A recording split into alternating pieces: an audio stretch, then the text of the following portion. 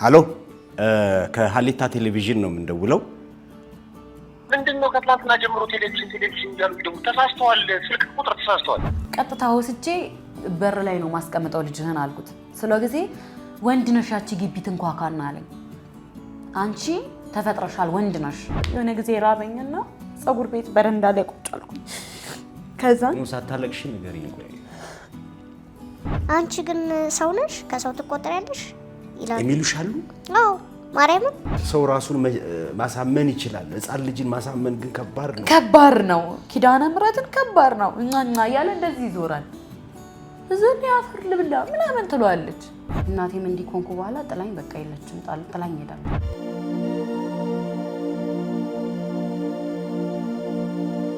እይታ አይቀርም። ያው ኢትዮጵያውያን አትዩኝ ቀና ብላችሁ ምናምን ማለት አይቻልም። አዲስ አበባ እንዴት ተቀበለች?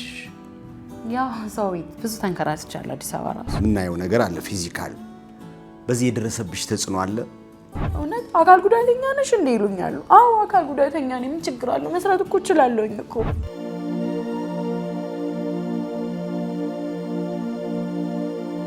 አንዳንድ ሰው በቃ ካፈጠጠ ዞር አይልም።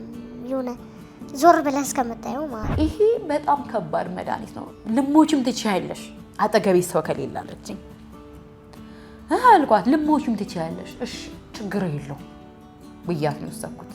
በፍቅር መንገድ መሄዱ ዛሬ ዋጋ አስከፈለሽና እንዴት ነበር የሆነው? እስኪ ንገሪኝ። መጀመሪያ ሲጀመር እንዳልኩ አስገድዶ እንደወሰደኝ አስገድዶ ይወስደኛል ወይ እዛ ቤት ውስጥ አንቆ ይገለኛል። አንዳንዴ ለምን ፈጣሪ ሆይ ለምን እንደዚህ ያደረግከኝ ብለሽ ታውቂያለሽ? እኔ ያንን ጉዳይ ቀብሬዋለሁ፣ ጨርሼ ቀብሬዋለሁ። አነጋገሩና ይፈርሳል ስራው። ውል ከተሞላ በኋላ አካል ጉዳተኛ መሆንሽን ሲያውቁ ከተዋወቅን ጨምሮ ቀን አይመጣም፣ ማታ ማታ ነው የሚመጣው። የቤት ኪራዩስ? የቤት ኪራይም እንደዚሁ የዞርኩ ልብስ አጥባለሁ። ወይ አካል ጉዳተኛ ስለሆንኩ ታፍርብኛለህ ካልኩት ወይንስ ደሃ ስለሆንኩ ነው የምታፍርብኝ? ለምሳሌ ሰዎች ሊያግዙሽ ቢፈልጉ ምንን ስራ መስራት ትችያለሽ? ኩፍኝ ወጣብኝና ሰውነቴ ላይ ከዛ መርፌ ተወጋኝ። መርፌ ስወጋ ስሬን ነካኝ መርፌው። ከዛ እግሬ እንደዚህ ሆኖ ቀረ።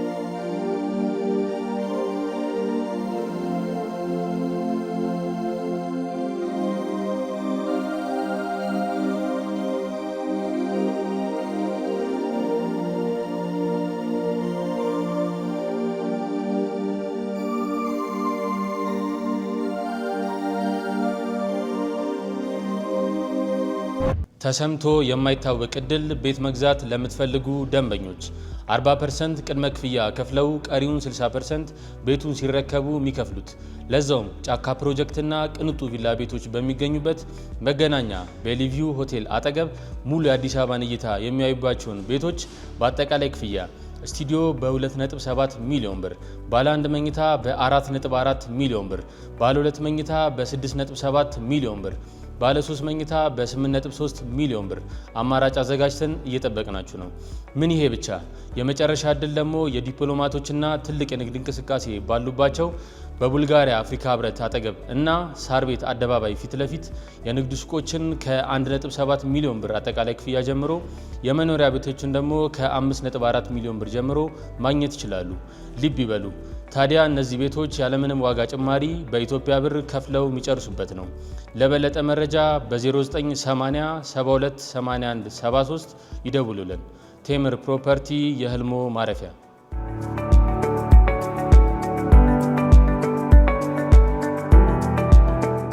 ሰላም ጤና ይስጥልን። የተከበራችሁ ክቡራት የሀሌታ ቴሌቪዥን ተከታታዮቻችን እንደምን አላችሁ? እንደምን ሰንብታችኋል? እንግዲህ ዛሬ ሁለት እንግዶችን ጋብዘናል። እንግዲህ ዋና እንግዳችን ሰላም ታደሰ ትባላለች። መግቢያችን ላይ እንዳያችሁት የአካል ጉዳተኛ ነች። ከዛ በኋላ ደግሞ እንግዲህ አንዳንድ ችግሮች እንደደረሱባትና መፍትሄ እንደምትፈልግ ሰምተን ነው ወደዚህ ስቱዲዮ ጋብዝናት። ይህንንም ደግሞ ምናልባት በቲክቶክ ስራዎቿ በጣም በብዛት ታቋታላችሁ። ሄለን መለሰ ትባላለች። ሰላምን ወደኛ ይዛት የመጣችው እሷ ናትና እንግዲህ የመጡበትን ምክንያት ምንስ ማድረግ እንዳለብን ምንስ መወያየት እንዳለብን ቀድመን አንዳንድ ነገሮች አውርተናል። ምናልባት እንግዲህ እንደ በፊቶቹ ብዙ ጊዜ እንደሚታወቀው የኪነ ጥበብ ባለሙያዎችን ነበረ ይዤ የምቀርበውና ያ ምናልባት ያ ስሜት ላይኖር ይችላል። ቢሆንም ግን መልእክታችንን በደንብ አስተላልፈን እውነቱ ማንጋ ነው የሚለውን ነገር ለማጣራትም የምንችለው ያህል እየሄድን ነው። ስለመጣችሁ በጣም ደስ ብሎኛል። ካሳሁን ተስፋዬ ነኝ። አብራችሁን እንድትቆዩ በአክብሮት ጋብዛለሁ። እንግዲህ እንኳን ደህና መጣችሁ በድጋሚ ልበልና ምንድነው የገጠመሽ ነገር? እንግዲህ ቀድመሽ እንዳወራሽን በሕክምና ስህተት ነው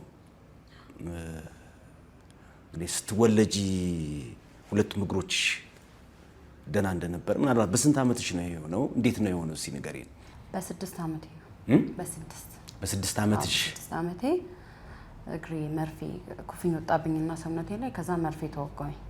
መርፌ ስወጋ ስሬን ነካኝ መርፌው።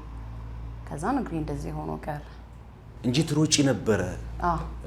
እንደፈለገሽ ትንቀሳቀሽ ነበር መጀመሪያ? መጀመሪያ እንደፈለኩ ነው የምሄደው። ሰውነቴ ላይ ሲወጣ ጊዜ ቤተሰብ አላወቀም። መርፌ ሲያስወጋኝ ስሬን ነካኝ። በቃ እግሬ እንደዚህ ሽባ ሆነ።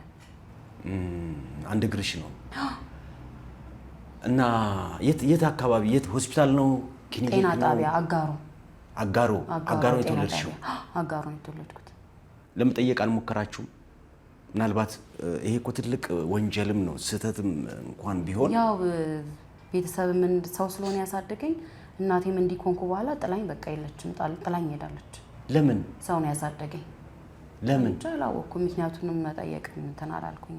ሰው ነው ያሳደገኝ። እኔ እስከ 6 ዓመትሽ ከማን ጋር ነበርሽ? ሰው ነው ያሳደገኝ። እናቴ እነሱ ቤት ተከራይታ ትኖር ነበረ።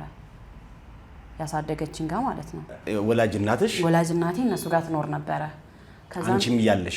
አዎ እኔ እያለሁኝ እዛው አገባች፣ እዛው ወለደችኝ። እኔ ከዛ እግሬ እንደዚህ ሆነ።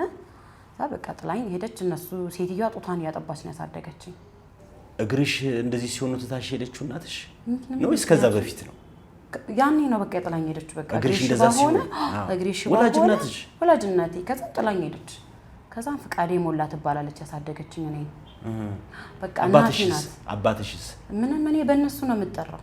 ቀድመሽ ሁለቱም ያኔ ነው የሄዱት ወይስ አባትሽ መጀመሪያም አልነበረ? መጀመሪያ ከሱ ጋር ተጣሉ። ከዛም በኋላ እሱ ጥሎኝ ሄደ። ከዛ እሷን ጥላኝ ሄደች። እነሱ ጋር ጥላኝ ጠፋች በቃ። ከዛ እሱ አሳደገችኝ። በጣም ከባድ ነገር ነው። እናትሽ ጥላሽ ስትሄድ እንግዲህ ያው 6 ዓመትሽ ነበረ። ይሄ ነገር ሲደርስብሽ ነው አካል ጉዳተኛ ስትሆን ትታሽ ሄደችው። ከዛ በኋላ አላየሻትም? አላየዋትም ጭራሽ እስከ ዛሬ ድረስ። አሁን ላይማ ሰው ይሄ ቦታ ገጠር አለች፣ ይሄ ቦታ ናት ያለችው ምናምን እባላለሁ። ግን ትራንስፖርትም ስለሌለ መሄድ መፈለግ አልፈለኩኝም።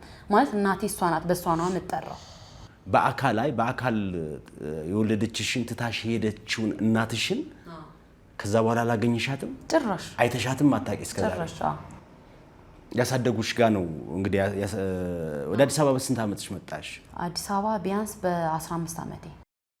አካል ጉዳተኛ ከሆንሽ በኋላ ያሳደገችሽን እናትሽን ትተሽ ማለት ነው? ማለት አሳደገችኝ በቃ። ማለት እኔ መስራት አለብኝ። አዲስ አበባ ሰው ሲያወራ ደህና ነገር አድርጎ ነው የሚያወራው። ከዛ እዚህ መጣኝ አዲስ አበባ። አዲስ አበባ እንዴት ተቀበለችሽ? ያው ሰው ቤት ብዙ ተንከራትቻለሁ። አዲስ አበባ ራሱ ብዙ ተንከራትቻለሁ። ሰው ቤት በመስራት ሰው ቤት ገቦ ምበላ ወጥቼ ምናምን። ከዛ አንድ እሙ ትባላለች፣ እሷ አሁን ሀረብ ሀገር ሄዳለች። እሙ ትባላለች፣ እሷ ናት ያስጠጋችኝ።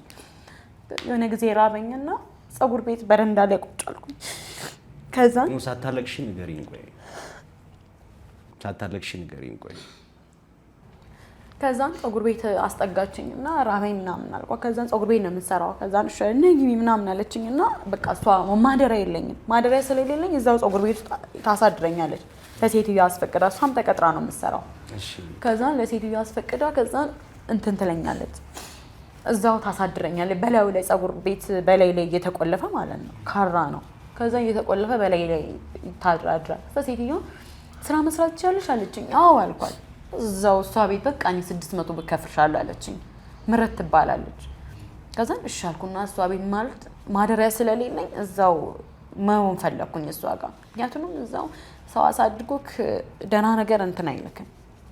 ለዛ አዲስ አበባ መጥቼ ተንከራተትኩበት ማለት ነው። ከዛ 3 አመት ሰራኝ መኖሪያ ቤት በ600 ብር ማለት ነው። ልጇን እያሳደግኩኝ በቃ ሁሉንም ስራ እንደዚህ ሆኜ ብድርብስም ኮንፈርትም ሁሉንም እያጠብኩ ማለት ነው። ማለት ምበላም ስለሌለኝ መጠለያም እዚህም ቤተሰብ ስለሌለኝ ይሁን ብዬ በቃ ማደሪያ ምንም ስለሌለኝ ማለት ነው የተጠጋሁት። ከዛ እየኖርኩ የሆነ ሰዓት ላይ በጣም ይሄ ሁሉ ጊዜ ተቀመጥኩ። ይሄ ብር ጨምሪልኝ አልኳት። ኧረ አልጨምርልሽም ምናምን አለች። ማለት ከብሩ በላይ አንዳንድ ነገሮችን ታደርግልኛለች። እኔ እንዲያልፍልኝ እፈልጋለሁ እስከ መቼ በዚህ ብር እቀመጣለኝ አልኳት። አይ ምናምን እኔ ሌላ ሰው እፈልጋለሁ ስትለኝ በቃ ተውኩኝ። ትቻት ወጣች። ሌላ ቦታ ሄድሽ? ምንድነው ጁስ ቤት ምግብ ቤት ምናምን ተቀጣርኩኝ። እዛም በ600 አይ እዛ ውስጥ ላይ በ600 ብር እዛም ተቀጣርኩኝ። ሙስሊም ቤት ነው። ከዛ እዛም መስራት ጀመርኩ። እየሰራሁ እሷም ለቀቀኝ ሴትዮዋ። ስለ ጌታ ሆይ ምንድነው መሆኑ አልኩኝ። ከዛ በቃ ሊሆኑ ልጆች ጋር ምናምን ቀረብኩኝ። በቃ ከኛ ጋር ትኖሪያለሽ ችግር የለውም አሉኝ። ከዛ ከነሱ ጋር መኖር ጀመርኩኝ። እየኖርኩ ከነሱ ጋር በቃ ሁሉም አገባ፣ ተለያየን ሁላችንም። እዛ እነሱም ያላቸው ምናምን አዋጡልኝና አንድ የ3 ወር ቤት ኪራይ ከፈሉልኝ። ከዛ በኋላ እየዞርኩ ልብስ ማጠብ እየዞርኩኝ ምናምን በየፀጉር ቤቱ ፀጉር አጣቢ ትፈልጋላችሁ፣ የፀጉር ሰራተኛ ትፈልጋላችሁ እያልኩ በየፀጉር ቤቱ ዞራለሁ። ከዛ አንዷ ቀጠረችኝ። አዎ ነገ ጠዋት ነው ያለችኝ። እሺ አልኩኝ። እንዴ አካል ጉዳተኛ ነሽ እንዴ አለችኝ። እንዴ አዎ አካል ጉዳተኛ ነኝ ስለቸገረኝ ነው አልኳት። ዘን በ1500 ብር ትሰሪያለሽ አለችኝ። ችግር የለውም እሺ እሰራለሁ አልኳት። ቤት የምንከፍለው 2000 ብር ነው ያኔ ማለት ነው። ከዛ እሺ እሰራለሁ ችግር የለውም አልኳት። ከዛ ሰውም እያዘነልኝ ቲፕ ምናምን ይሰጠኛል። ከዛ እሷም ታወች ፀጉር ቤቱን ስትተው በቃ ለምን ልብስ እየዞርኩ ልብስ ለምን አላጥም አልኩኝ። ልብስ እየዞርኩ ልብስ ማጠብ ጀመርኩኝ። እየዞርኩኝ በቃ በየሰው ቤቱ ምናምን ሰራተኛ ትፈልጋላችሁ እያልኩ ደላላ ቤት ሄዳለሁኝ። ቁጭ ብዬ በቃ ጤነኛ ነው የሚመስላቸው እግሬን። ከዛ እንነጋገራለሁ ስራ አነጋገርና ይፈርሳል ስራው። ውል ከተሞላ በኋላ አካል ጉዳተኛ መሆንሽን ሲያውቁ ውል ከተሞላ በኋላ ከትናንት ወዲያ ራሱ አግኝቼ ነበር ስራ። ውል ከተሞላ በኋላ ስንቀሳቀስ እንዴ አካል ጉዳተኛ ነሽ እንዴ? እውነት አካል ጉዳተኛ ነሽ እንዴ ይሉኛል። አዎ አካል ጉዳተኛ ነኝ። ምን ችግር አለው? መስራት እኮ እችላለሁኝ እኮ። አይ ተይ በቃ ነው የሚሉኝ። ማለት እኔ ብዙ ነው እንትን ያልኩት የተንከራተትኩት፣ ብዙ ስቃይ ብዙ ነገር ነው እንትን ያለብኝ። ይሄ የሆነ ያለ ነው እንግዲህ አሁን ዛሬ የተገናኘንበትና በስልክም የነገርሽ ነገር የሆነው ምናልባትም እንግዲህ ተመልካቾቻችን ሄለን በደንብ ታቋታላችሁ ብለን እናስባለን እና ምክንያቱም ቲክቶክ ላይ በጣም ብዙ ስራዎችን ትሰራለች። የሷን ታሪክ ከሰማች በኋላ እጅግ በጣም አዝና ነው ይሄን ነገር ያማከረችኝ። በጣም አመሰግናለሁ ሄሉ። ምክንያቱም ምናምን አለሁ እኔ እንግዲህ ቲክቶከር ነሽ። ቲክቶክ ራስንም ማስተዳደሪያ ሆኗል አሁን የተለያዩ ማስታወቂያዎች የተለያዩ ነገሮች ስለሚሰሩበት። ከዛ ባሻገር ግን እንደዚህ ሶሻል ሚዲያን ካፍራሽነት ይልቅ ለበጎ ነገር መጠቀም፣ ትውልድን ለሚያንጽ ነገር መጠቀም ዋጋው ከፍ ያለ ነው ብዬ ስለማምን እንደዚህ ሰዎች እንዲታገዙበት ሰዎች እንዲረዱበት ለማድረግ የምታደርጊው እንቅስቃሴ በጣም ደስ ብሎኛል። ለዛ ነው የጋበዝኩሽ እና ወደ እሷ ጉዳይ እንመጣለን። ትንሽ ስላንቺ ስናወራ እስቲ እንግዲህ አንቺስ ለምሳሌ የምናየው ነገር አለ ፊዚካል፣ በዚህ የደረሰብሽ ተጽዕኖ አለ? ተጽዕኖ ሳይሆን ያው እይታ አይቀርም። ያው ኢትዮጵያውያን አትዩኝ ቀና ብላችሁ ምናምን ማለት አይቻልም። ያው ሰው ኢትዮጵያውያን ያው ቀና ብላችሁ አትዩኝ ምናምን ማለት አይቻልም። ሀገራችን ውስጥ ያው ለየት ያለ ነገር ሲኖር ቀና ብለን እናያለን እና አንዳንዴ የሆነ መልመድም አይቻልም ይሁን አለመልመድም ይሁን አላቅም፣ ብቻ አንዳንድ ሰው በቃ ካፈጠጠ ዞር አይልም። የሆነ ዞር ብለህ እስከምታየው ማለት ነው። በስነ ልቦና የጎዳሽ ነገር አለ? በስነ ልቦና ምንም የተጎዳሁት ነገር የለም። ምክንያቱም ይሄ የፈጣሪ ስራ ነው። እኔ ያልሰራሁትም በእጄ ቁመቴ ለክቼ በሜትር ምናምን እኔ አይደለሁም የሰራሁት፣ ፈጣሪ ነው አይደለ? ቁመትም የሰጠው ፈጣሪ ነው፣ ቁመትም ያልሰጠው ፈጣሪ ነው። ሁሉ ነገር በፈጣሪ እጅ ነው። በእኛ እጅ ምንም የምንፈጥረው ነገር የለም። አንዳንዴ ኮሜንት ላይ ቲክቶክ ላይ ይገቡና አንቺ ግን ሰው ነሽ ከሰው ትቆጠሪያለሽ ይላሉ የሚሉሻሉ። አዎ ማርያምን ሰው ነሽ ይላሉ። ምን ማለት ነው? ግን ሰማሻል? አንዳንዴ ለምን ፈጣሪ ሆይ ለምን እንደዚህ ያደረግከኝ ብለሽ ታውቂያለሽ? እኔ አይደለም በታሪክ አስቤው አላውቅም። ይሁን ቦታም አልሰጣቸውም። ምክንያቱም እኔ አይደለሁም የሰራሁት። በእጄ ብሰጠው እጸጸታለሁ። ገባ ከራሴ ነኝ የፈጠርኩት ብዬ ለሰዎች ትኩረት አድርጌ ራሴን እንትን እላለሁ። ግን ይሄ የፈጣሪ ስጦታ ነው። ሁሉ ነገር እኮ ለምክንያት ነው። አንዳንዴ ቁመት ሰጥቶ እኮ ይሄው የድድብና ጥግ እኮ ነው። ኮሜንት አሁን አንቺ ሰው ነሽ ማለት ራሱ እሱ ሰው አይደለም ማለት ነው። እሷ ሰው አይደለችም ማለት ነው። ምናልባት ሙሉ ቁመና ኖሯቸው እንደዚህ ማሰብ ራሱ በቃ ከበድ ይላል። እንደዚህ አይነት ነገር በቃ እንደዚህ ስለሆንሽ ነው፣ ሰው ስለሆንሽ ነው፣ ሰው ስለሆነ ነው ሰው የሰውን ስሜት የሚረዳው፣ ሰው ስለሆንሽ ነው የእህታችንን ህመም ታመሽ በቃ ያቅሜን ማገዝ አለብኝ፣ ያቅማችንን መተጋገዝ አለብን ብለሽ የመጣሽው። ምናልባት ወደ እሷ ከመሄዳችን በፊት ይህን ነገር ላንሳ ብዬ ነው። ሌሎች ነገሮችም ደግሞ በኋላ እናነሳለን። ወደ እህታችን ወደ ሰላም እንምጣ። እንግዲህ ይሄ የሆነ ነው የፍቅር ጉዳይ የተጀመረው። ምናልባት ዛሬ የተገናኘንበት ትልቁ ነገር ይሄ ነው እና ከዛ በኋላ ምናልባት ብቻሽን እያለሽ ነገሮች ላይ ቢከብዱም ብቻሽን እና ልጅ ይዞ ያለው ነገር ከባድ ነው። በልጅነትሽ የሕክምና ስህተት እንደዚህ ያደረገሽ፣ በኋላ ላይ ደግሞ እንግዲህ በፍቅር መንገድ መሄዱ ዛሬ ዋጋ አስከፈለሽ እና እንዴት ነበር የሆነው? እስኪ ንገሪኝ መጀመሪያ ሲጀመር። ደላላ ቤት እንዳልኩ ደላላ ቤት ይኩኝ መጣኝ ወደ 1 ሰዓት አካባቢ ነው። ከዛ ወይ ለምን እዚህ ፑል ቤት አልጠይቅም አልኩኝና የሆነ ፑል ቤት ሆድዬ ይባላል እሱ ፑል ቤት ገባውና ጠየቅኩኝ። ስጠይቅ ጊዜ ወይ ችግር የለውም ነይ ችግር የለውም አለኝ። እሺ አልኩ። እሱ ጋር ተቀጠርኩኝ። ሆድዬ ይባላል። ከዛ እሱ ጋር ተቀጠርኩ። ከዚህ ልጅ ጋር የተግባባ ነው እዛ ቤት ፑል ቤት በሚሰራበት ሰዓት ነው። ፑል ቤት ተቀጥሬ ይሰራ ነበር። ፑል ቤት ተቀጥሬ በሚሰራበት ሰዓት እዛ ፑል ለመጫወት እየመጣ ምናምን በቃ እኔ ቁጭ ብዬ የሆነ ሰዓት ተቸገርኩኝ። የተግባባንበት እሺ። ከዛ ተቸገርኩና ኤርፎን ሰው ሰጠኝ። ባለ ቻርጀሩን ኤርፎን ሰው ለምን ሽጬ ለምን የሆነ ነገር አያደርግልኝ? ይሄ ኤርፎን ስንት ይሸጣል አልኩኝ። እዛን እሱ የተግባባኝን ነገር ነው። ከዛን እንዴ ለመሸጥ ፈልገሽ ነው ምናምን አለኝ። አዎ ለመሸጥ ፈልጌ ነው። እንዴ አይ አትሽጩ ችግር የለውም እኔ ብር ከፈለሽ እኔ እሰጥሻለሁኝ አለኝ። ስንግባባ ማለት ነው። አይ እኔ ብር ስለምፈልግ ነው ይሄንን ኤርፎን መሸጥ የምፈልገው አልኩት። አይ ችግር የለውም ከቸገረሽ እኔ እሰጥሻለሁኝ አትሽጩ ይጠቅምሻል አለ። እሺ አልኩኝ። እያለ ተግባባን። እኔና እሱ እየተግባባን መጣን። ማለት ወደ ጓደኝነት ገባ እሱ። ከዛ እኔ እኮ አካል ጉዳተኛ ነኝ እኔ እኮ ላንተ አልሆንም ምናምን ማለት ጀመርኩኝ። አይ ለምን እንደዚህ ትያለሽ? እንደዚህ ማለትማ አይገባሽም ምናምን ማለት ጀመረ። እሺ አልኩኝና በቃ ደህና ሰውም ነው የደህና ቤተሰብም ልጅ ነው። እሺ አልኩና እየተግባባን መጣን። በጣም ቆየ። ቢያንስ 4 ዓመት ይሆነናል ያልፈናል። በጓደኝነት ማለት ነው 4 ዓመት ያልፈናል። እየተግባባን መጣን። የሆነ ግንኙነት ላይ ገባን። ከ4 ዓመት በኋላ ነው ይሄ የሆነው? አይ እዛው በቃ እንደዚህ እየተግባባን በጓደኝነት ቤት እኔ ጋር ይመጣል። ሰላም ቤት ነሽ? አዎ። ገዛንሽ ግቢ ክፈች የመጣነሽ በቃ ማለት እኔ መጠቀሚያ እንደሚያደርገኝ አልገባኝም ነበረ ጭራሽ ማለት ነው። ጭራሽ ለካ እሱ እኔ ለመጠቀሚያ ለስሜቱ ምናምን ነው የፈለገኝ። የሆነ ሰዓት ላይ ራስሽን እየጠበቅሽ ነው ምናምን አለኝ። አዎ ምናምን ምን ነው አልኩት። አይ እንደዚህ ነገር እንዳይፈጠር ፈልጌ ነው አለኝ። አይ እኔ አባቴ አቅም የለኝም እኮ እንደዚህ ነገር እንዲፈጠርም አልፈልግም አልኩት። ቢፈጠርስ ደግሞ ምን ችግር አለው ማለት ጀመርኩ። አይ አይቻልም ምናምን ተነጋግረን ነው መሆን ያለበት አለኝ። እሺ ችግር የለውም አልኩኝ። እዛ እንደነገርኩ ሰው ቤት እየዞርኩ ነው ልብስ ማጥበው እዚህ ጋር አስቀብሬያለሁ። ከዛን እሷ ነገር እንዲህ መዞር ጀመረች። የወሊድ መከላከያ እጄ ማበጥ ጀመረ።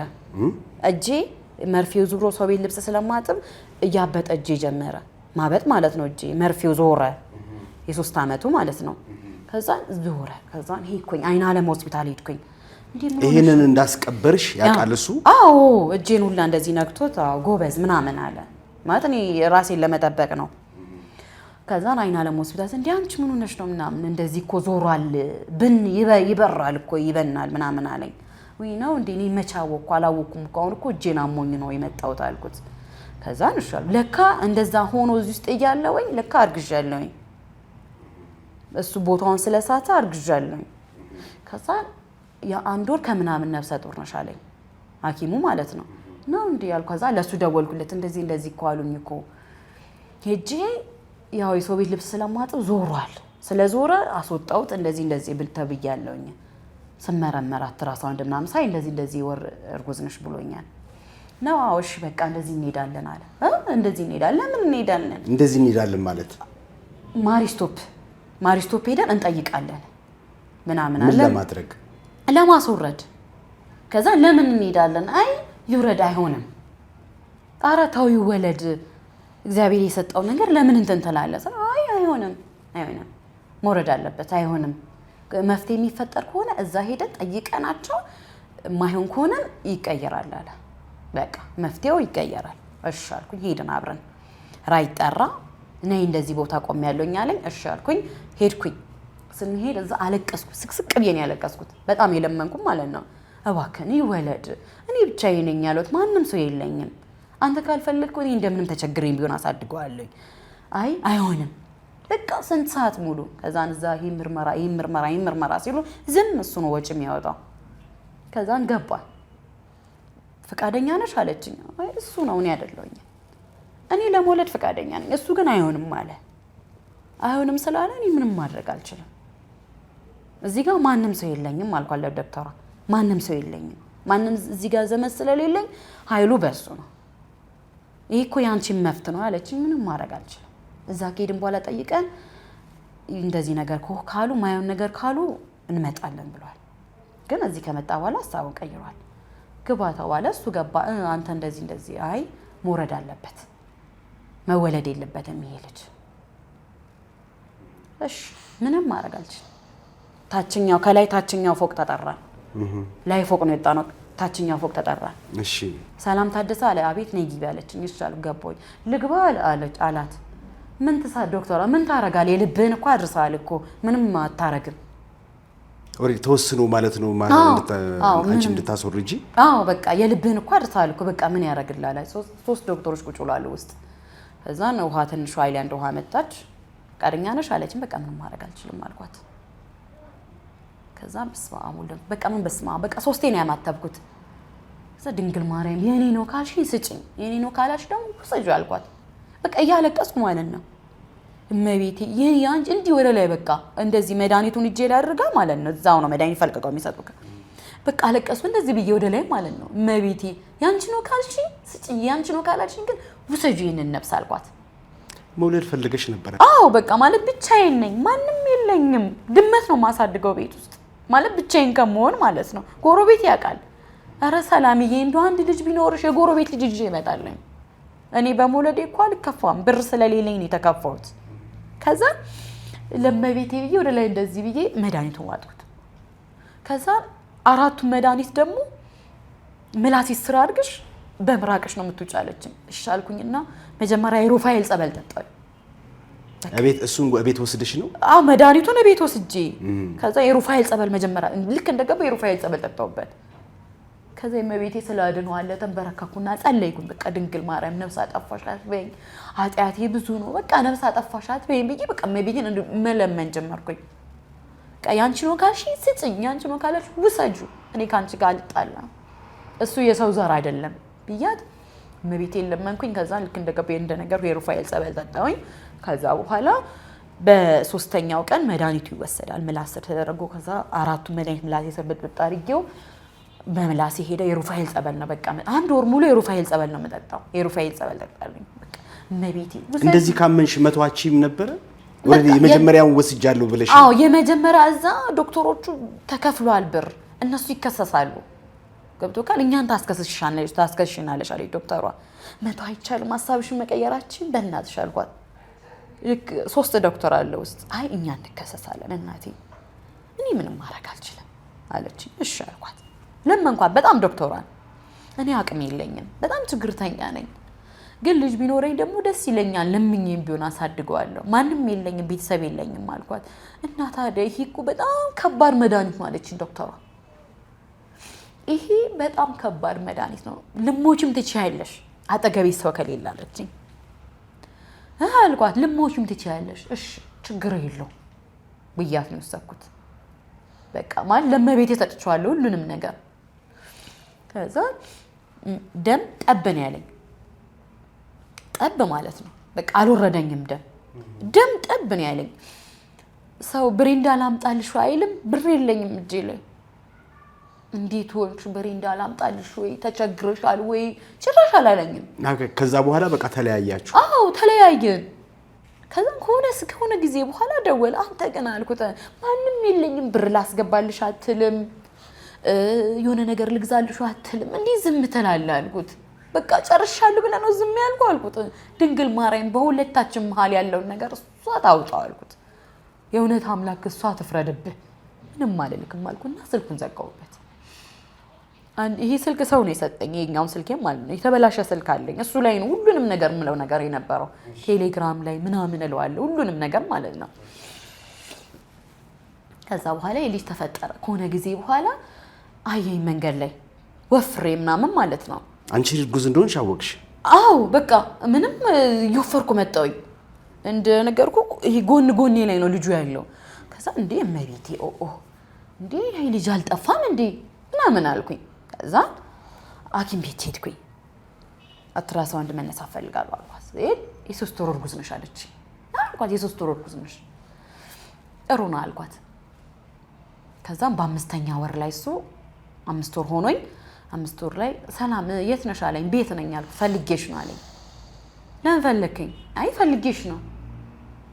እሺ ና ቤት ነኝ አልኩት። መጣ አየኝ። በጣም ወፍረሻል መንገድ ላይ አይቼሽ ከሰው ጋር ስለሆንኩኝ ማውራት ስላልቻልኩ ነው ፈልጌሽ ብዬ መጣሁት። እንዴት ነው ያ ነገር አልጠፋም እንዴ አለ። ከስንት ወር በኋላ ለምን ጠይቀኛለህ?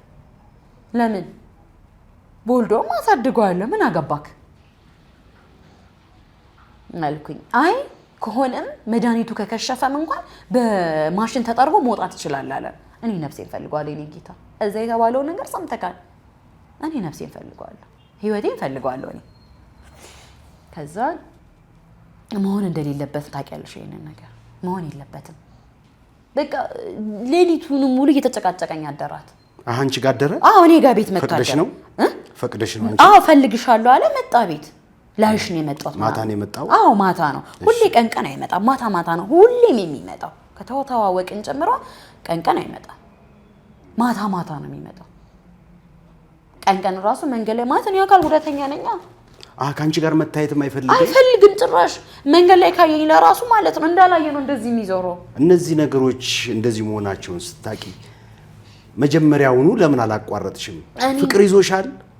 የምር እውነት ስንነጋገር አዎ የእውነት ነው የምነግርህ። ምንም ዋሽክ ነገር የለም ማለት የሚያፍርብሽ ከሆነ ሁኔታውን አይተሽ ጅማሬው ላይ አይ ይሄ ነገር አይሆንም ማለት በገንዘብ ስለሚረዳሽ ነው ወይስ ምንም ምን ይረዳኛል? አይረዳኝም። ወይስ ፍቅር ይዞሽ ነው?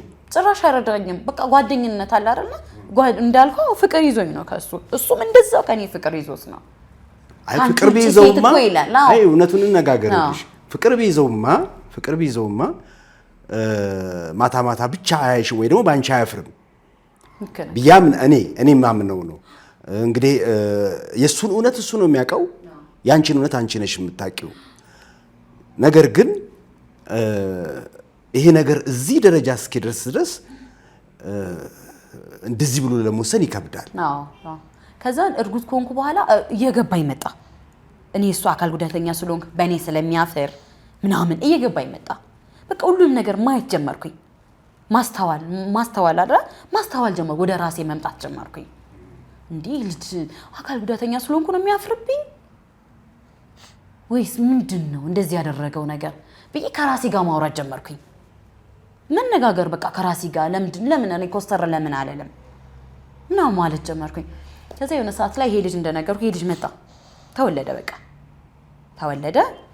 እዛን በእንደቆይ ልጨርስልን በማሽን እንዳለው አይ እኔ አልፈልግም ለምን አለኝ። አይ እንዳልኩ አስገድዶ እንደወሰደኝ አስገድዶ ይወስደኛል ወይ እዛ ቤት ውስጥ አንቆ ይገለኛል ማለት ማን አለኝ? ማንም የለኝማ እዚህ ጋር ገሎኝ ቢሄድ ማን ይደርስልኛል? ይገለኛል፣ በር ከፍቶ ይወጣል። አይ ሌላ ህይወት ጀምሬያለሁ፣ አገባኝ፣ ከሌላ ነው ያረገዝኩት፣ ከሌላ ነው የወለድኩት አልኩት። ለምን አልሽ ብትለኝ ከኔ እንዲወጣ ስለምፈልግ እንዲርቅ ስለምፈልግ እንዳይገለኝ። ልጁ ያንተ አይደለም? አዎ አልኩታ። ከዛ በኋላ እርግጠኛ ነሽ አለኝ። ያበጠ ይፈንዳ። ግልጹን ልንገርህ፣ እኔ ካንተ ጋር ጭቅጭቅ ስለማልፈልግ ነው እንደዛ ያልኩህ። ግልጹን ልንገርህ ካንተው ነው። ያ ደሜ ጠብን ያለው ብዬሽ ነግሬሃለሁ። ለምን እንደዛ እንዳልኩ በማሽን ስላልክ ህይወቴን ስለምፈልገው ነው። ይሄን ኮለልሽ በኋላ ነው ያልሽው? አዎ ኪያን ኮለኩ በኋላ ማለት ነው ልጄን። በማሽን ስላልክ ነው ካንተ መራቅ ስለፈለክ ህይወቴን ስለምፈልገው ነው። ወይ አንቀኝ ልገለኝ ትችላለህ።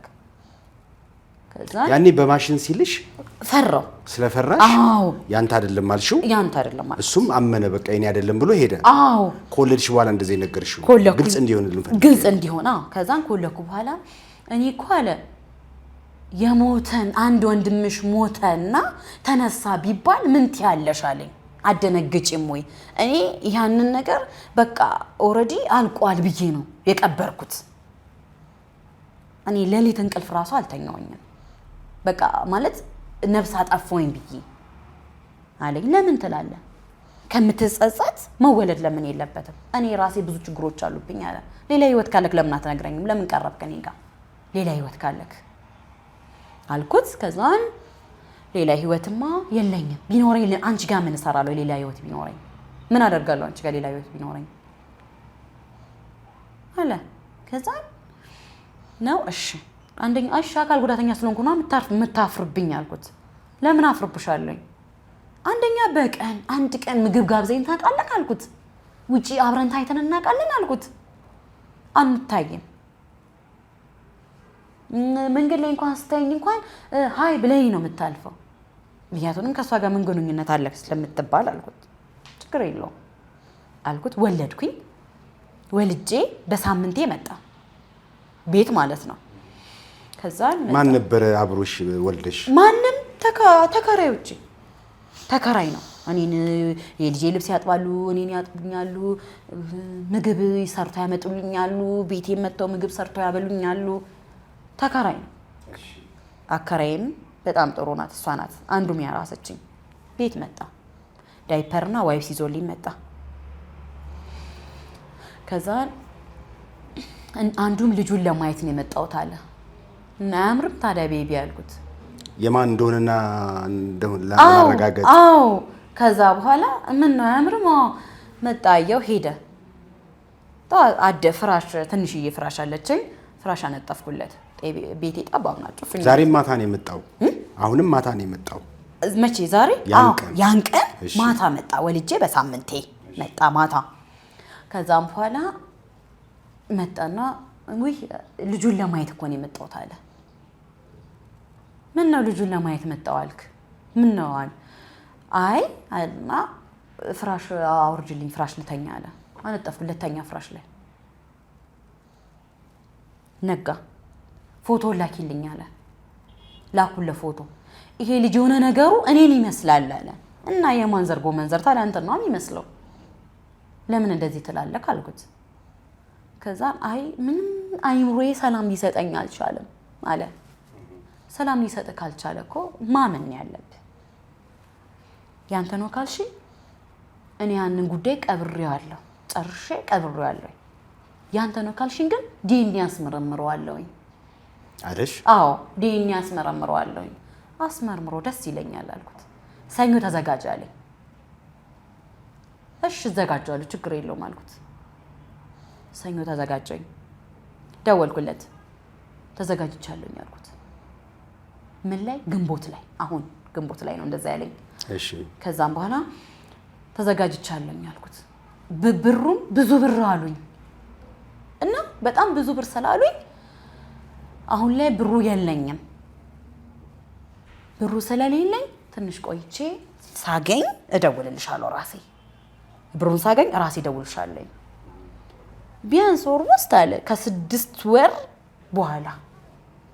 እኔ ምን ያደርግልኛል ከ6 ወር በኋላ የምትለኝ? እኔ እኮ በጣም ተቸግሬ ነው አሁን ላይ ያለሁት። አንቺ እንዲረዳሽ ነው የምትፈልጊው? አዎ ማለት ልጁ ነው።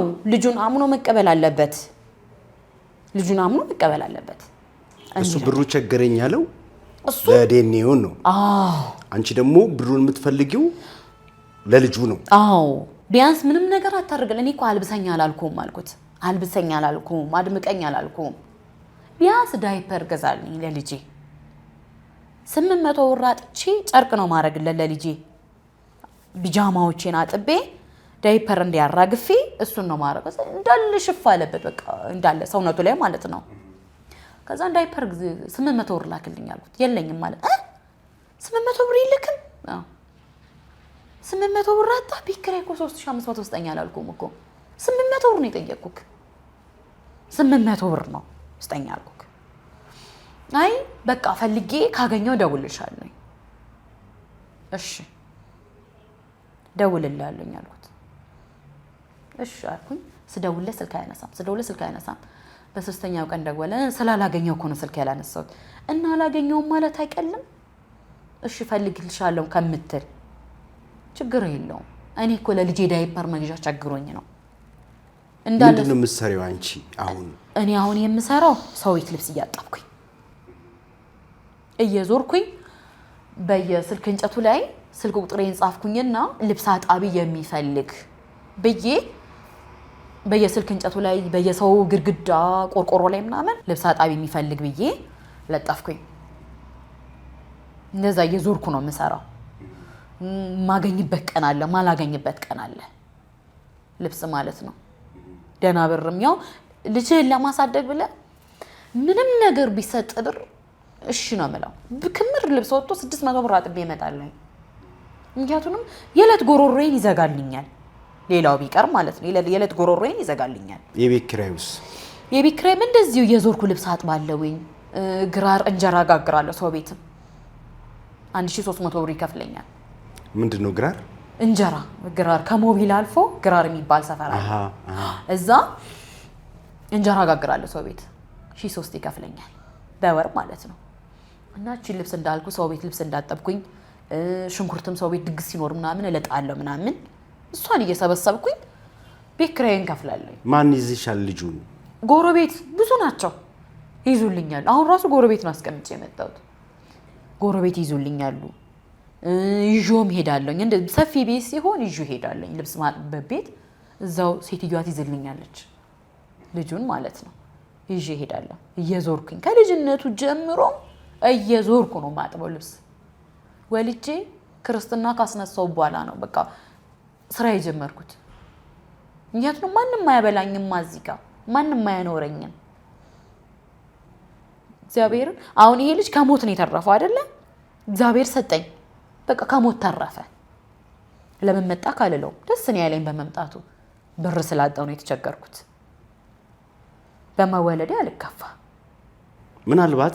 ምናልባት እንግዲህ ስልክም ሰተሽኝ ትላንትና ደውዬ ነበረ። እንግዲህ ከአንዴም ሁለቴ ደውዬ ያለው እውነቱ እንግዲህ አሁን እንዳልሽ ነው። ዲኤንኤ ላስምርምር ብሏል። ምናልባትም የተጠራጠረውም ነገር ሊኖር ይችላል። እሱ ነው እውነቱን የሚያውቀው። ደውለንለታል።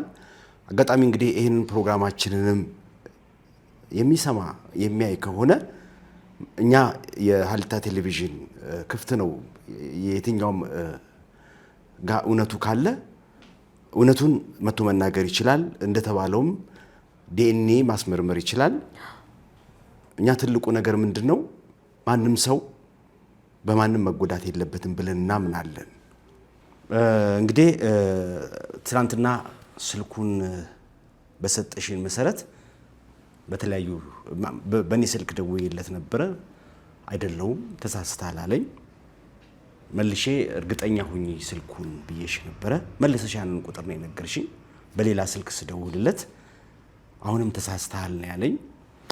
ከዛ በኋላ ግን ሁለቱንም ስልኮቼን አያነሳም። አሁን እስኪ ምናልባት በሌላ ስልክ እንደውልለትና እንስማው።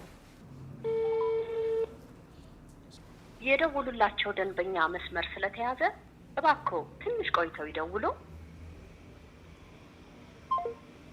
እንግዲህ አሁንም እንደምናየው ስልኩ ተይዟል። በዚህ በእርግጥ ይሄን ስልክ አያውቀውም። ምናልባት ትላንትና በተደጋጋሚ ይሄ ነገር ስለተነሳ ነው ይሆናል። ግን መልሰን እስቲ አሁንም እንሞክራለን። የደውሉላቸው ደንበኛ መስመር ስለተያዘ እባክዎ ትንሽ ቆይተው ይደውሉ። በመሃል ላይ እንግዲህ እንሞክራለን። ስልኩን አላነሳም። ትልቁ ነገር ምንድነው? ልጁ የእግዚአብሔር ፍቃድ ሆኖ ተወልዷል። ይሄ ነገር እውነቱ ማን ጋር እንደሆነ ፈጣሪና እናንተ ናችሁ የምታውቁት። ምናልባትም ይሄን ነገሮች አጠንክሮ የያዘው እሱ ዲኤንኤ የሚባለውን ነገር ለማስመርመር ይሆናል። እንግዲህ ፈቃደኛ ነኝ ማስመርመር ትችላለህ ብለሽዋል። ጠፋብኝ ነው የምትዩ። ብቻሽን እየተንገላታሽ ነው፣ ብቻሽን መከራ እየበላሽ ነው። እና እንግዲህ ይሄንን ሰምታ ነው ሄለን ቲክቶከር ሄለን ወደኛ የመጣችው። እስኪ ሄሉ ስትሰሚ አጋጣሚ እንዴት ነው የተዋወቃችሁት? እንዴት ነው የሰማሽው ይሄን ነገር? እኔ እንኳን ብዙም ስለነሱ ታሪክ ባላቅም ግን እቤቷ የሆነ ጊዜ እንትን በጣም ተለምናኝ ነበር። መንገድ ላይ ምናምን ስታገኝ ጸጉር ቤት ነው የተገናኘ ነው። በፊት ጸጉር ቤት ሰራ ነበር፣ እዛ ነው የተዋወቅነው። ከዛ በዛ መሀል ይህን ስራ ስሰራ በእናትሽ የምታውቂው ሰው ምናምን አገናኝ ምናምን ብላ መንገድ ላይ ብዙ ጊዜ አስቁማ ታወራኛለች። ከዛ አንድ ቀን ቤቷ ጠራችኝ ምናምን አሳየችኝ ያለው ነገር።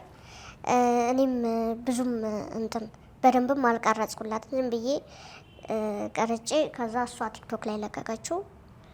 ትንሽ ነው የታየላት እና ደግሞ ልጇን ስታይ በጣም ያለችበትን ሁኔታ ስታይ እንደ ሰው ምን ተሰማሽ? በጣም ነው ያሳዘነችኝ እውነት። ጨርቁን የምትጠቀምበት ጨርቅ አሳየችኝ፣ የምትጠቀምበት ዳይፐር አሳየችኝ፣ አከራዩን አሳየችኝ። እሷ ነች ምትረዳኝ ምናምን ብላ አከራዩን አሳየችኝ።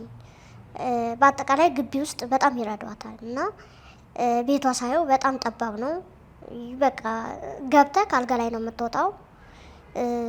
ያለው ነገር በጣም አሳዘነችኝ። ኖቶሪም ስታሶር ምናምን አንዱ ያመናጭቃል፣ አንዱ ይሰድባል፣ አንዱ ያዋርዳል። የሆነ ከፍ ዝቅም ሴት ልጅ ከፍ ዝቅ ስትደረግ እኔ በጣም ያሳዝነኛል። ምክንያቱም ነገ እኔ ምን እንደሚያጋጥመኝ ዛሬ ቤተሰብ ላይ ነኝ፣ ነገ ምን ላይ እንደምወድቅ አላውቅም። እና በጣም እንትን ትለኛለች። መንገድ ላይ ሁሌ ትጨቀጭቀኛል። ከዛ እውነት ለመናገር ያልጠየኩላት ሚዲያ የለም። መከላከል አይደለም ብዙ ሚዲያ ጠየኩላት። አይ ቆይ እንደውላለን ምናምን ብለው ጸጥ ይላሉ። ከዛ በቃ ጠብቂ ወይ አንድ ቀን ይሳካ ይሆናል ምናምን ብያት በትዕግስት እያረጋጋኋት ምናምን በቃ እየደወለች ታስታውሰኛለች ምናምን። ከዛ በአይምሮዬ ግን አረሳትም። ግን በቃ እስከ ማገኝልሽ ነው ትንሽ ጠብቂኝ። እቤት ስትገቢ ወይ ደግሞ እንግዲህ ከዚህ በፊት ትልሽ ነበረ እቤት ስትሄጂ ቤቷ ስትሄጂ ልጁን ስታይ ያለችበት ሁኔታ ስታይ አመንሽ? በጣም ነው የተሰማኝ። ማርያምን አልቅሻለሁላ እውነት። እንትና አዱናይ ከኔ ጋር የሚሰራ ልጅ አለ። እሱን ይዤ ነው የሄድኩት ማለት ነው። አብረን ነው ይዤ ሄድኩኝና እዛ ትንሽ ቪዲዮ ወሰድን ምናምን። ከዛ በቃ ያለው ነገር ለቲክቶክ ላይ ለቀቁላት። ብዙም አልታየም። ከዛ በቃ እንግዲህ ትንሽ ጠብቂ፣ ተረጋጊ፣ ትዕግስት ይኑርሽ ምናምን ብዬ አረጋጋኋት። በቃ ባየችኝ ቁጥር በጣም ትለምነኛለች። መንገድ ላይ በቃ አሁን በቃ ትጠራኛለች ከሩቅ ስታየኝ ማለት ነው። ሄለን በእናትሽ እኔ እኮ አውቄ አይደለም። እሷ አውቄ ችላ ምንም ይመስላታል፣ ግን ሁሌ በልቤ አስባታለሁ እውነት ለመናገር። ምክንያቱም በጣም ከባድ ነው። ሴት ልጅ በፈተና አትውደቅ። ፈተና በጣም ከባድ ነው። በተለይ እራብ አያሳይክ። እራብ በጣም መጥፎ ነው። የምታደርገው ነገር አታውቅም፣ የምትሰራው ነገር አታውቅም። አሁን እች ልጅ ከጎንሽ አይዞሽ በርቺ ምናምን ሚላት ቢገኝ ጥሩ ነው። እኔም በተቻለኝ አቅም ቻሌንጅ እንዲደረግላት አረጋለሁ። የአቅሜን እንግዲህ እሞክራለሁ፣ ቢያንስ እንዲረዷት። በቃ አዎ ይሄ ነገር ሆኗል። ጊዜ የሚፈታው ነገር ነው የሁለቱ ጉዳይ። ነገር ግን እንዳልሽው ረሃብ ከባድ ነው፣ ሁሉ ነገር ከባድ ነው። አሁን ላይ እንኳን አካል ጉዳተኛ ሆኖ አይደለም ሰው ሙሉ ጤነኛ ሆኖም ነገሮች በጣም ከባድ እየሆኑበት ነው። እና እንግዲህ ሰላም አይዞሽ፣ ነገ ነገሮች ሊቀየሩ ይችላሉ። የተሻለ ነገር ይመጣል ብለን እናስባለን። አንቺ አካል ጉዳተኛ ስለሆንሽ ከማንም በታች አይደለሽም። አይ እንደዚህ አይነት ስሜት እንዲሰማሽ አይሰማኝም። ለምን ይሰማኛል? ሰርተሽ መለወጥ ትችያለሽ። ሎተሪ ያልሽው ነገር ምንድን ነው? ቅድም ያለችው ለቶሪ ያልኩ እቺ የማስታወሻ ደፍተር አለች አይደለ? ትንሿ ከእንትን ቤት የሚሸጠው ስቴሽነሪ ቤት ምናምን በሷ ላይ ቁጥር ጽፋለኝ ከ1 እስከ 100 ጽፈና ይሄ በየሆቴሉ እያዞሩ በተለያዩ ቦታ እያዞሩ እጣም ያወጡት ነው። እሺ በቃ እሱን ማዞር ጀመር ግራ ሲገባኝ። ከዛ እሱንም ሰው አይቆርጥልኝም። አሁን ይኸው 3 ወር ሆኖታል የጀመርኩት ማለት ነው። ባለ 107,000 ደራሽ ብዬ ጀምሬ ይኸው የለም በቃ ቁጭ ብሏል፣ ምንም የለም። ከዛ በቃ ልተው ብዬ ድንች መሸጥ ጀመርኩ። መንገድ ላይ ወጥቼ ማታ ድንች መሸጥ ጀመርኩኝ። እንደገና ደግሞ በቃ ግራ ገባኝ። ልጁም ደግሞ እዛ ዳዴ ማለት ጀምሯል። ጎረቤት ክራይ ቤት ነው፣ ጠባብ ነው ክራይ ቤት ማለት። እነሱን አስቸግረኝ ነው፣ ሁሉም ልጅ አላቸው። እነሱን አስቸግረኝ ነው ማስቀምጬ ማታ ወጣለሁ በቃ ለመሸጥ 11 ሰዓት ላይ ምናምን ወጣለሁ። ቀቅዬ ምናምን በየፎቁ ቤት በእናት እንጨት አሰጠኝም እያልኩ ለምናለኝ። ከዛ መኪና ላይ ከሚያዞሩ ድንች ደግሞ ተሸክሞ ማምጣት ስለማልችል ገበያ ወጥቶ ምናምን በየመኪናው ድንች መጥቷል፣ አቮካዶ መጥቷል የሚሉ አሉ። እነሱ በየሰው በረንዳ ስለሚመጡ ከነሱ ገዛለሁ። 3 ኪሎ ብዙም አልሸጥም እኮ 3 ኪሎ እሱም አይሸጥልኝም። የፈጣሪ ወይ ምን ሆኜ ነው ግን እኔ ግን ማለት ጀመርኩኝ። ከዛ ታውኩት በቃ እቃም አስቀምጡ ሊብዬ ሰውም ማስቸገር ነው ታውኩት። እሱንም ዛከራይ በቃ አይዞሽ ሰላምዬ እግዚአብሔር አለ እኮ አይዞሽ፣ እንደዚህ እንደተንከራተሽ እኮ አትቀሪም እኮ አይዞሽ እግዚአብሔር አለ። እኔም ስለሌለኝ እንጂ እኮ የቤት ኪራዩን ባልቀበልሽም ደስ ይለኛል። የምትኖሪበትን ኑሮ ነው ያውቃለሁ። ግን እኔ እቺን ነው እኔም ራሱ እንትን ብዬ የምኖረው ትለኛለች። እሺ እላለኝ በቃ ሲርበኝም እሷ ጋር እማ ነው የምላት። እማ በቃ እንደ እናቴ ስለሆነ ማየት እማ እላታለኝ። እንደዚህ ያለሽ ምግብ ለልጄ ዳቦ አለሽ ምናምን እላታለሁ። ማለት በቃ እኛ ይላል ልጄ ማለት ነው። በቃ ምግብ እንትን ስትለው ወደ እንደዚህ ብሎ ወደ ስቶቡ ነው እንደዚህ ብሎ የሚያየው ይላል። በቃ ሰው ራሱን ማሳመን ይችላል። ህፃን ልጅን ማሳመን ግን ከባድ ነው። ኪዳነ ምሕረትን ከባድ ነው። እኛ እያለ እንደዚህ ይዞራል። እዚህ ያፈር ልብላ ምናምን ትሏለች። እና በሷ ነው ምኖረው። አሁን እሱ ለራሱ ሽንት ቤት አጠገብ ነው ቤቴ። የሚገርም ሽንት ቤትና ቤቴ የተያዘ ነው። ከመቼ ፈረሰ። በቃ አይለኛ ዝናብ ሲዘንብ በቃ ጥግ ላይ እንደዚህ ልጄን አቅፌው ጥግ ላይ ነው የምተኛው። ምክንያቱም አቅም የለኝማ። አሁን 8,000 ነው የሚሉት ቤት ኪራይ እና የተያዘ ነው። አሁን እሱ ራሱ በጣም ታሟል። ጉንፋን ምናምን በጣም አሞታል። የማሳከም አቅም የለኝም። ፋርማሲ ሄድና አባቴ በእናት ልጄን አመመብኝ እኮ ሽሮፕ አሰጠኝም እሰጥሃለሁኝ ይለዋል። አይከለክለኝም። ሰው ደግሞ እሺ ይልና ይሰጠኛል። ሞቢል እንዳለ ፎቅ ስር አንድ ፋርማሲ አለ። እሺ ችግር የለውም እሰጥሻለሁኝ ይለኝና ይሰጠኛል። ከዛ የሆነ ጊዜ በጣም ታሞብኝ ከዛ በ4 ወሬ መለስኩለት ያንን ብር። ምክንያቱም ከእጅ ወደ አፍ ኑሮ ነው እንደነገርኩ የምኖረው።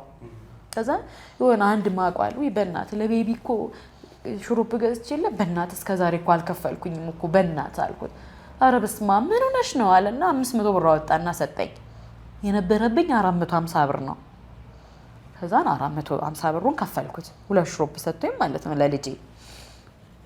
ምክንያቱም አሁን ላይ ያለሁበት አሁን ደግሞ እሱ ምግብ ስለጀመረ በጣም ከባድ ነው አሁን ላይ ያለሁበት በጣም ማለት ነው። በጣም እንዲህ ተንጠልጥዬ ነው እየኖርኩ ያለሁት እንዲህ ተንጠልጥዬ ማለት ነው። እና በጣም ለዛ ነው እንትን ያልኩት እያልኩ ያለሁት ማለት ነው። በጣም ያሳዝናል። እንግዲህ እስቲ ምናልባት በድጋሚ ይሄን ስልክ እንሞክር ለመጨረሻ ጊዜ ካልሆነ ድሉን ለሱ መስጠት እንፈልጋለን። መጥቶ እውነቱ እንደዚህ ነው፣ ለዚህ ነው የጠፋሁባት፣ ለዚህ ነው የራኩባት የሚለን ከሆነ በእርግጥ ማንም ሰው አይደለም የገዛ ልጅ ማንም ቢሆን እንዲቸገር የሚፈቅድ ሰው አለ ብዬ አላስብም። እና እንግዲህ ምክንያቱ የሱ ቢሆንም ሀሎ አቤት ጤና ይስጥልን። አብሮ ይስጥልኝ። ሰላም ነው? አለን። ከሀሌታ ቴሌቪዥን ነው የምንደውለው። ምንድነው ከትላንትና ጀምሮ ቴሌቪዥን እያሉ ይደውሉ? ተሳስተዋል፣ ስልክ ቁጥር ተሳስተዋል። አዎ እንግዲህ ሰላም የሰጠችን ስልክ ይሄ ነው በተደጋጋሚና ተሳስተዋል ብራዘር፣ እኔ ቢዚ ነኝ አሁን። ቆይ አንዴ መልሼ እደውላለሁ። እሺ እንግዲህ እንደዚህ ነው ትላንትና ጀምሮ። ምናልባትም ከዚህ በኋላ በዚህ ስልክ ስንደውል ላያነሳ ይችላል። እውነቱን እንግዲህ የሰጠሽን ስልክ ትክክለኛ ይሄ ነው፣ በተደጋጋሚ ሌላ ስልክ የለም። እንግዲህ ለምን እንደዚህ ቲቪ ላይ ተመዝግቤ ያለውኝ እና ሲደውሉሉ በስነ ስርዓት አናግራቸው ብያለሁ። አዎ እንደዚህ ቲቪ ላይ ደውለሽ አናግረሽው? አዎ ደውዬለት እንደዚህ አይነት ቲቪ የኔ ስልክ አላነሳ ብሎ በሰው ስልክ ነው የደወልኩት። ማለት የኔ ብሎክ አድርጎኛል።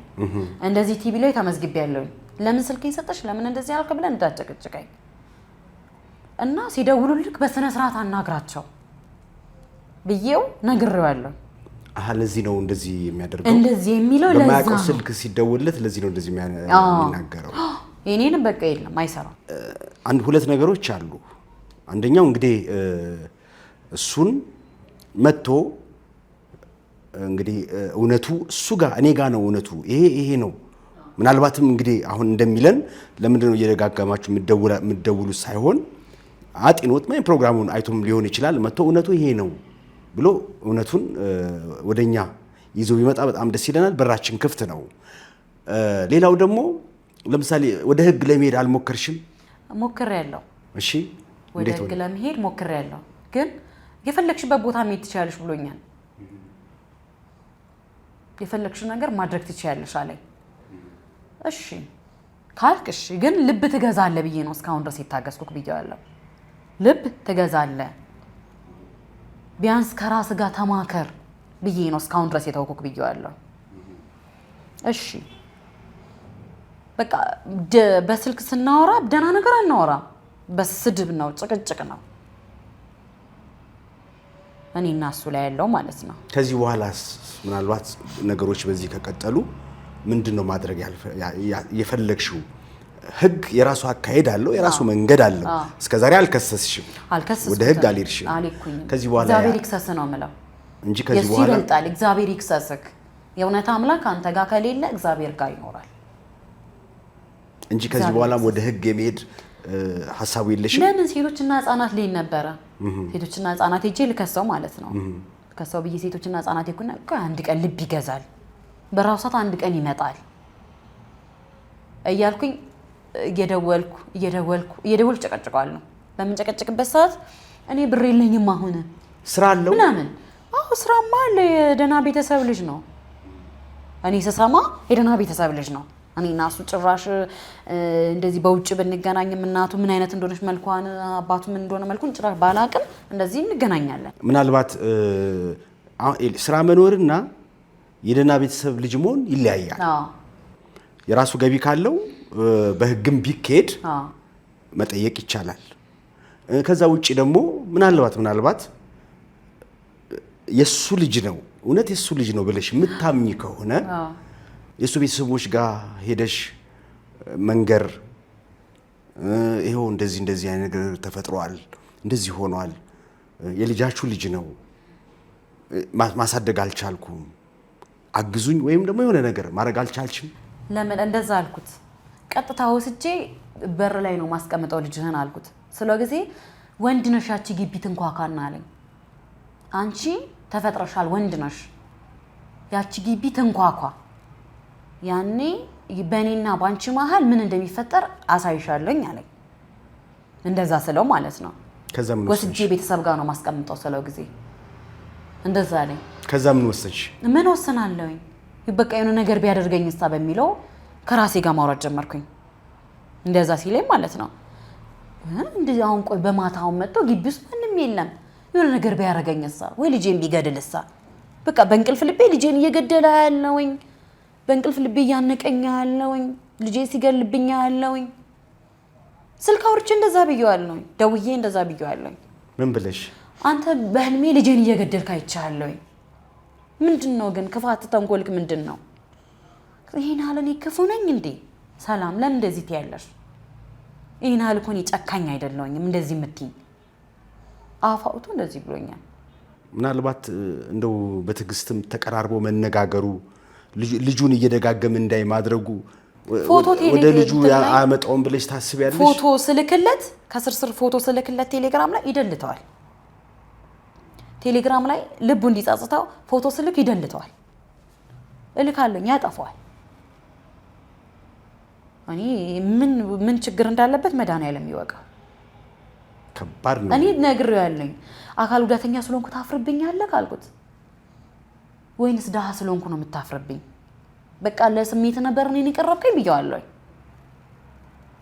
ለስሜት እንደቀረብከኝ አሁን እየገባኝ መጣል። ሁሉም ነገር ካለፈ በኋላ አልኩት እየገባኝ መጣ። ልጄን በመውለዴ አልከፋም፣ ግን አንተ እኔን ለጥቅም እየፈለከኝ እንደሆነ ገብቶኛል። እንደዚህ አፋውጥቼ እንደዚህ ብየዋለሁ።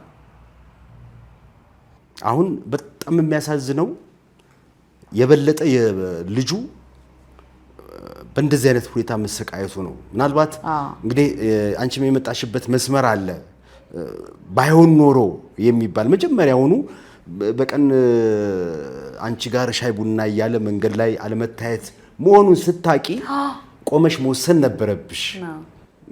ይሄ እኔ እንደ ስተትም አየዋለሁ። ምክንያቱም ይታወቃል እኮ መጀመሪያ ላይ አብሮሽ የሚሆን ሰው ይታወቃል። እንደ ስተት ነው ማየው። በኋላ ላይ እስከ እርግዝና ድረስ እንግዲህ 3 ዓመት 4 ዓመት አብረን ቆይተናል ብለሻል። እዛ ውስጥ ብዙ ነገሮች ይታወቃሉ እኮ እውነትን ስንነጋገር። ምክንያቱም መወሻሸትም አያስፈልግም።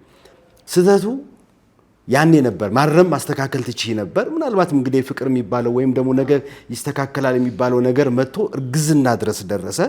የመጀመሪያሽ ነው። ለዚህ ነው ምናልባትም እንግዲህ ይሄ ነገር እንዲቀጥል ወይ እንዲገፋ ያረግሽው ብዬ አምናለሁ። ነገሮችን ያኔ ማቆም ይቻል ነበር። በሁለት ሰው ስህተት ይሄ ልጅ ምንም የማያውቅ ልጅ መከራ እየበላ ነው። እንግዲህ እንደምትነግሪኝ ለዳይፐር እንኳን በዛ ላይ የምግብ ጉዳይ ሕፃን ልጅ ነው፣ ምግብ ያስፈልገዋል። አሁን ካላገኘ ነገ ለእድገቱ በጣም ከባድ ነው የሚሆነውና እነዚህ ነገሮች በሁለታችሁ ሰላም ማጣት ልጁ በጣም እየተጎዳ ነውና እነዚህ ነገሮችን እንዳልሽ ወደ ሕግ አለመሄዱ ነገ ይመልሰዋል ብለሽ ነው። ሁለተኛ ደግሞ የሀብታም ልጅ ነው አልሽ። የሀብታም ልጅ መሆን እና ስራ መኖር ይለያያል። ስራ ከሌለው የሚያስገድድ ህግም የለም። ነገር ግን ለልጆች ሲባል ነገሮችን ወደ ቀድሞ መመለስ ማስተካከል ቢቻል መልካም ነው። እኛ ጋር መጥቶም ትክክለኛ ሀሳቡ ቢገልጽልን ደስ ይለናል። ምክንያቱም አንቺን ብቻ አይደለም የምንሰማው፣ እሱንም መስማት አለብን። ደጋግመንም የደወልነው ለዚህ ነው። መጥቶ እሱም ሀሳቡን እውነቱን እኔ ጋር ነው ያለው ብሎ እንዲናገር ስለፈለግን ነው። እና በዚህ መሀል ግን በጣም የሚያሳዝነው ነገር በልጅነትሽ በሕክምና ምክንያት ይሁን ነገር አጣሽ። አሁን ደግሞ ከዚህ ልጅ ጋር መሰቃየቱ እንደ ሰው አጥፊም አታጥፊም እንደ ሰው በዚህ ስቃይ ላይ ልጁ መሰቃየቱ አንቺ መሰቃየትሽ ያሳዝናል በጣም። ይሄንን ነው እኛ አይተን እንትን ያለውና አቅሙ ያላችሁ ሰዎች በዳይፐሩንም ሆነ የልጆችን ምግብ ማቅረብ የምትችሉ ሰዎች ብታግዟት በጣም ደስ ይለናል። እንደ ሰው ታጥፋም አታጥፋም እሱ ያጥፋም አያጥፋም ይሄ ልጅ በጣም ስቃይ ውስጥ ነው ያለውና ይሄ ነው እኛን ትንሽ የረበሸን። እንግዲህ ምናልባት ሄለንም እንደ ሰው ተሰምቶሽ ነው ይሄን ነገር ማድረግ ፈልግሽ የመጣሽው። አንቺ ማገዝ የሚገባሽን ነገር የምትችይውን ነገር ሁሉ ባለሽ አቅም ባለሽ የሶሻል ሚዲያ አማራጭ የምትችይውን ነገር ብታደርጊ ደስ ይለናል። እንደው እንደ መጨረሻ እንደ ማጠቃለያ ምን እንበል ሰላም?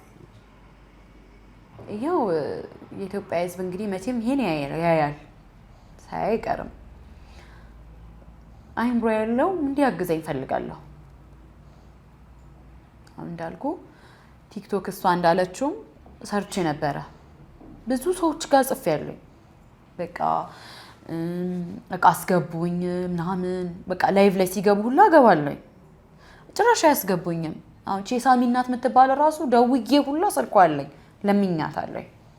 አዎ ይሄ ተለመደ እኮ አሁን ይሄ የዘመናዊ ልመና አይ እሷን የለመንኳት ተለመደ አሁን ግለሰብ ቲክቶክ አሰርኝ ነው ገብቶካል እኔ እሷን የለመንኳት ብር ስጭኝ አይደለም ቲክቶክ አሰርኝ የምታውቂያቸውን ሰዎች አገናኝ በእናትሽ እንደው በልጅሽ ይዤሻለሁኛል ያን እንደውም ታማ ነበረ አሞኛል ተኝቻለሁ ብላ በንጋታው ደውልሻለሁ ራሴ ብላ ደወለች እንደዚህ ሰላም ባላለኝ እና ቲክቶክ እንድታሰርኝ ይፈልጋልኝ ቢያንስ አንቺ ታዋቂ ነሽ ታዋቂ ስለሆንሽ ከናዶናይ ጋር ምናምን አገናኝ በእናትህ እኔ እኮ በጎ አድራጊ አይደለም የምሰራው እንደዚህ ነው ያለችኝ በጎ አድራጊ አይደለም የምሰራው ኧረ እኔ እኮ ብር ስጭኝ እኮ አላልኩሽም እርጅኝ አይደለም ያልኩሽ ቢያንስ አንቺ የምትይባቸው ሰፈሮች ልምጣና ቢያንስ ከብዙ ሰዎች ጋር ስለምትገናኝ እኔንም ማገናኘኝ እዛ ኧረ በእናትሽ ሂጂና በጎ አድራጊ የሚሰሩትን ፈልጊ ብላ ዝግት ነው ያደረገችን ጆሮ አይ አሁን ይሄ ግለሰቦችን ማንሳት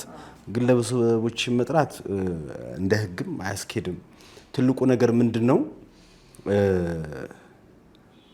የሚያግዙሽ ሰዎች ትክክለኛ ያንቺ ችግር ውስጥ እንዳለሽ ትክክለኛ በተለይ ደግሞ ህፃኑ ልጅ ምንም በማያውቀው ነገር በዚህ ጨቅላ እድሜው መሰቃየት የለበትም ብለን እናምናለን ሰዎችን ከዚያ ግል እንዲያገናኙሽ ነው ሁለተኛ እንግዲህ እህታችን ሄለን ያለኝ አቅሜ ላይ ያለው ሶሻል ሚዲያ አማራጭ ነው በሶሻል ሚዲያ አማራጭ በጎ ነገር ለእህታችን እንስራ ብላ ነው ወደዚህ የመጣችውና እነዚህ ነገሮችን ማሳደግ ብንችል ጥሩ ነው በዚህ በኩል ቢሆን ምክንያቱም አንዳንዴ ችግሩ እንዳለ ሆኖ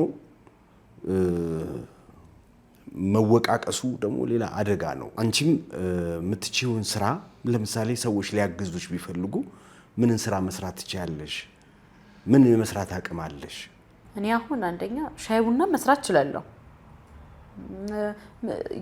ማንኛውም ስራ እኔ አያቅተኝም ምክንያቱም አንድ ነገር እችላለሁ ብለህ ከአይምሮን ካሳመንከው አሳመንከው አይደለ ለመኖር ሲባል ሰው ምንም ይሰራል እና እኔ ምንም ስራ አልመርጥም አሁን ልጅሽ ምን ላይ ነው ያለው ማለት አሁን ጤንነቱ ምን ላይ ነው ያለው ልጅ አሁን አሞታል በጣም ያስለዋል ብርድ መጥቶታል ያን ነገር ደግሞ ምንድነው እስካሁን ዝም ያልኩት ስለሌለኝ ነው ማሳከም በጣም ነው የሚያስለው ጎረቤት ራስ ጧጠረ ይሄ ልጅ በጣም እያሳለ እኮ ነው አለችኝ አው ብርድ መጥቶብኝ እኮ ነው አልኳት እንደነገርኩ ከጎኔም ሽታ አለ ቤቴና ሽንት ቤቱ የተያያዘ ነው እና ሽታም አለ ከጎኔ ያው እግዚአብሔር እንደሚያኖረው ያኖረው ነው ያመመውን ቢሆን ምንም ቢሆን እየኖረልኝ ነው እግርሽ ላይ ህመም አለ አሁን ያው እንደነገርሽኝ በልጅነትሽ ነው ይሄ ነገር የሆነው በኋላ ላይ እድሜም ሰውነትም እየጨመረ ሲሄድ ተጽዕኖ እያሳደረብሽ ነው እግርሽ ላይ አዎ ይጥለኛል እዚህ ስር ነርቮች አንዳንዴ ሲንቀሳቀሱ ወደ ላይ ስበኛል ከዛ ወድቃለኝ ህመም የለው ግን መርፌ አይደል እንደዚህ ያደረገኝ ነርቮቼ ከቦታ ቦታ ሲንቀሳቀሱ ወደ ላይ መብራት ሲነዝር እንዴት ነው መሬት ረገጥኩ ስል ሳረግጥ ይጥለኛል ወደ ላይ እንደዚህ ይነጥቀኛል እጥረት ስላለው ማለት ነው ሙሉ ይሄና ይሄ እኩል አይደለም ከዳሌ ጀምሮ እኩል አይደለም አንዳንዴ ይወድቃለኝ እንጂ ህመም ስሜት የለው መልካም እንግዲህ በዚህም ሆነ ምናልባት ህክምና የምታገኝበትን ነገር ይሄን ፕሮግራማችንን የሚያዩ የሚመለከቱ ሰዎች ሊያግዙሽ የሚችሉበት አጋጣሚ ካለ እንግዲህ በዚህ አጋጣሚ እንጠይቃለን ሌሎችንም ነገሮች ሰዎች እንግዲህ በተለይ ለህፃኑ ልጅ የሚያስፈልጉ ነገሮችን ማገዝ የሚችሉ ሰዎች ቢያግዙሽ እኛ ጥሪያችንን እናቀርባለን ሄሉ ምናልባት እንደመጨረሻ የምትይው ነገር ስሜቶች ተጎድታ ላቃለሁ ግን የሆነ ነገር እንደው ማለት ብትፈልጊ ደስ ይለኛል ማለት በቃ በተቻላቸው አቅም እንዲረዷት ችግር በጣም መጥፎ ነው ችግር የምር ማይቀረፍ አላጅግ ነው የምሬ ነው እውነት እንዲረዷት በቃ ለሷ 50 ብርም 100 ብርም ለሷ በጣም ጥቅም ነው ይጠቅማታል እና በተቻላቸው አቅም አካውንቷ ከስር ይቀመጥላችኋል አራሻውም ይቀመጥላችኋል በተቻላቸው አቅም እንድታግዟት በእግዚአብሔር ስም እማጸናለሁ ለምናለሁ እንግዲህ አንቺም የምትችውን ነገር ባለሽ የሶሻል ሚዲያ አማራጭ የምትችውን ነገር አድርጊ። ሌሎችም ይህንን ጉዳይ የምትመለከቱ በሶሻል ሚዲያ ላይ የምትሰሩ ሰዎች እንደው እቺን እህታችንን በተለይ ደግሞ ልጇን ማገዝ ብንችል መልካም ነው። ሌሎችም አቅም ያላችሁ ሰዎች አድራሻዋን ከስር እናስቀምጣለን። ማገዝ ብትችሉ መርዳት ብትችሉ እንደ ሰው ታጥፋም አታጥፋም፣ እኔ አሁንም እንደዚህ ነው የምናገረው። ምክንያቱም እውነቱ ማንጋ እንዳለ ወደፊት የምናውቀው ነገር ሊሆን ይችላል በሁለቱ ሰዎች መካከል። በዚህ መሀል ይሄ ሕፃን ልጅ በጣም እየተጎዳ ነውና ማገዝ የምንችል ሰዎች ያቅማችንን የሆነ ነገር ብናደርግ ሕክምና ያለን ሰዎች ማከም የምንችል ክሊኒኮች፣ የህፃናት ክሊኒኮች ያላችሁ ሰዎች ይህንን ልጅ አምጪውና እኛ እናክምልሽ ማለት የምትችሉ ሰዎች ብታክሙላት፣ የህፃናት ምግብ ያላችሁ ምናልባት የህፃናት ምግብ ያላችሁ የህፃናት ምግቦችን የምታከፋፍሉ አከፋፋዮችም ሆነ ፋርማሲዎችም ወይም ደግሞ ሱፐርማርኬቶች እንደዚህ ማገዝ የምትችሉ ከሆነ እሷንም ስራ ማሰራት የምትችሉ ከሆነ የምትችሉት ማንኛውም ሰው የሚችለውን ነገር ቢያደርግ መልካም ነው ብለን እናምናለን። እንግዲህ የሀሌታ ቴሌቪዥን ይህንን መልእክት ነው የሚያስተላልፈው። እኔም ያንን ስሜት ስለተጋራብኝ ነው ይህንን የምለው። አሁንም በሩን ዝግ አናረግም። እንግዲህ በስም መጥራት ስላልፈለግን ነው። ቢሆንም እኛ ደጋግመን ደውለንለታል። ወደፊትም ማግኘት ከፈለገ እኛ ጋር ሀሌታ ቴሌቪዥን በራችን ክፍት ነው። መተህ እውነቱን መናገር ትችላለህ። ብትችል ደግሞ ስልካችንን አንስተ እውነቱ ላይ በደንብ ብንነጋገር መልካም ነው ብለን እናምናለን። ክብራት የሀሌታ ቴሌቪዥን ተከታታዮቻችን እንግዲህ ይህ በጣም የሚያሳዝን ታሪክ ስለሆነ ምናልባት ረብሾይ ሊሆን ይችላል። እውነቱን ማንጋ እንደሆነ ምናልባት አዲስ ነገር ሲኖር እናቅ ይሆናል። አዲስ ነገር ካለ ደግሞ ይዘን ወደ እናንተ እንቀርባለን። ቢሆንም እንደ ሰው መተጋገዝ ያለብንን ነገር እናግዛት እህታችንን። አድራሻዋን ከስር እናስቀምጣለን እና እናንተ ማክብራችሁን ስለመጣችሁ አንቺን በርታ በይ፣ ጠንካራ ሁኚ። ሄሎም ይህን ነገር ለማድረግ ከልብሽ ስለተነሳሽ እጅግ በጣም እናመሰግናለን። ሶሻል ሚዲያ ለዚህ ነው ዋናው ትልቁ ነገር ሲገባን በቃ ለበጎ ነገር መጠቀም ስንችል ነውና የተሰጠሽን ነገር ለበጎ ነገር መጠቀምሽ አስደስቶኛል። አከብርሻለሁ። እግዚአብሔር ይስጥልኝ። ተመልካቾቻችን እንግዲህ የዛሬው ይሄ ነው። በቀጣይ እንግዲህ በሌላ ፕሮግራም እንገናኛለን። አብራችሁን ስለነበራችሁ፣ አብራችሁን ስለቆያችሁ፣ ስላዳመጣችሁን፣ ስለተከታተላችሁን እጅግ በጣም እናመሰግናለን። አመሰግናለሁ። ካሳም ተስፋዬ ነኝ። ሰላም። ተሰምቶ የማይታወቅ እድል ቤት መግዛት ለምትፈልጉ ደንበኞች 40% ቅድመ ክፍያ ከፍለው ቀሪውን 60% ቤቱን ሲረከቡ የሚከፍሉት ለዛውም ጫካ ፕሮጀክትና ቅንጡ ቪላ ቤቶች በሚገኙበት መገናኛ ቤሊቪው ሆቴል አጠገብ ሙሉ የአዲስ አበባን እይታ የሚያዩባቸውን ቤቶች በአጠቃላይ ክፍያ ስቱዲዮ በ2.7 ሚሊዮን ብር፣ ባለ 1 መኝታ በ4.4 ሚሊዮን ብር፣ ባለ 2 መኝታ በ6.7 ሚሊዮን ብር፣ ባለ 3 መኝታ በ8.3 ሚሊዮን ብር አማራጭ አዘጋጅተን እየጠበቅናችሁ ነው። ምን ይሄ ብቻ!